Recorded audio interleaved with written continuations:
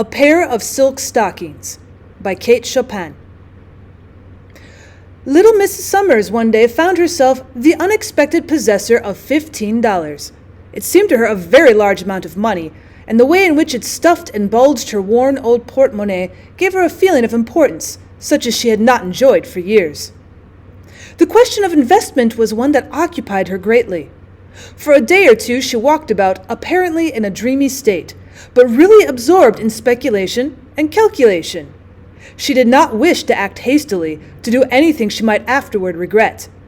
But it was during the still hours of the night when she lay awake, revolving plans in her mind, that she seemed to see her way clearly toward a proper and judicious use of the money. $1 or two should be added to the price usually paid for Janie's shoes, which would ensure their lasting an appreciable time longer than they usually did. She would buy so and so many yards of percale for new shirtwaists for the boys and Janie and Meg. She had intended to make the old ones do by skillful patching. Meg should have another gown. She'd seen some beautiful patterns, veritable bargains in the shop windows, and still there'd be left enough for new stockings, 2 pairs apiece, and what darning that would save for a while. She would get caps for the boys and sailor hats for the girls. The vision of her little brood looking fresh and dainty and new for once in their lives excited her and made her restless and wakeful with anticipation. The neighbors sometimes talked of certain better days that little Mrs. Summers had known before she had ever thought of being Mrs. Summers. She herself indulged in no such morbid retrospection. She had no time, no second of time to devote to the past. The needs of the present absorbed her every faculty. A vision of the future, like some dim, gaunt monster, sometimes appalled her, but luckily, tomorrow never comes. Mrs. Summers was one who knew the value of bargains, who could stand for hours making her way inch by inch toward the desired object that was selling below cost. She could elbow her way if need be. She'd learned to clutch a piece of goods and hold it and stick to it with persistence and determination till her turn came to be served, no matter when it came. But that day she was a little faint and tired. She'd swallowed a light luncheon. No, when she came to think of it, between getting the children fed and the place righted and preparing herself for all the shopping bout, she had actually forgotten to eat any luncheon at all. She sat herself upon a revolving stool before a counter that was comparatively deserted, trying to gather strength and courage to charge through an eager multitude that was besieging breastworks of shirting and figured lawn.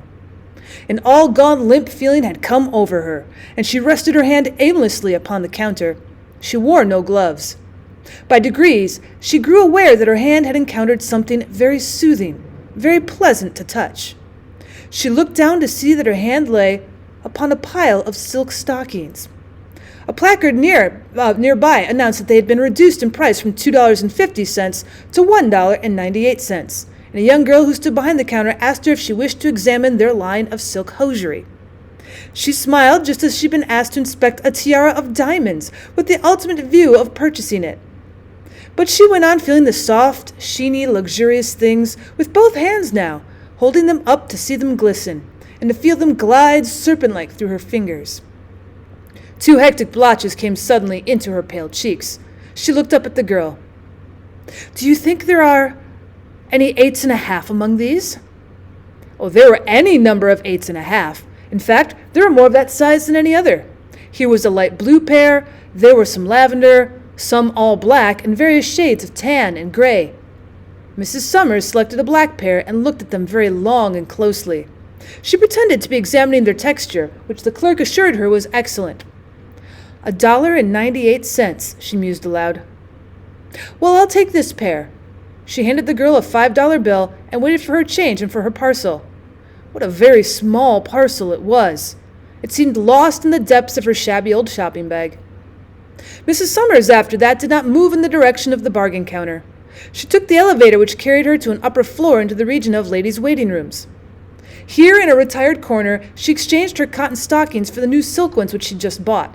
She was not going through any acute mental process or reasoning with herself, nor was she striving to explain her satisfaction the motive of her action. She was not thinking at all. She seemed for the time to be taking a rest from that laborious and fatiguing function and to have abandoned herself to some mechanical impulse that directed her actions and freed her of responsibility. How good was the touch of the raw silk to her flesh! She felt like lying back in the cushioned chair and reveling for a while in the luxury of it. She did for a little while. Then she replaced her shoes, rolled the cotton stockings together, and thrust them into her bag. After doing this, she crossed straight over to the shoe department and took her seat to be fitted. She was fastidious. The clerk could not make her out. He could not reconcile her shoes with her stockings, and she was not too easily pleased. She held back her skirts and turned her feet one way and her head another way as she glanced down at the polished, point-tipped boots. Her foot and ankle looked very pretty.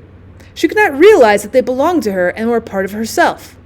She wanted an excellent and stylish fit, she told the young fellow who served her, and she did not mind the difference of $1 or $2 more in the price, so long as she got what she desired. It was a long time since Mrs. Summers had been fitted with gloves.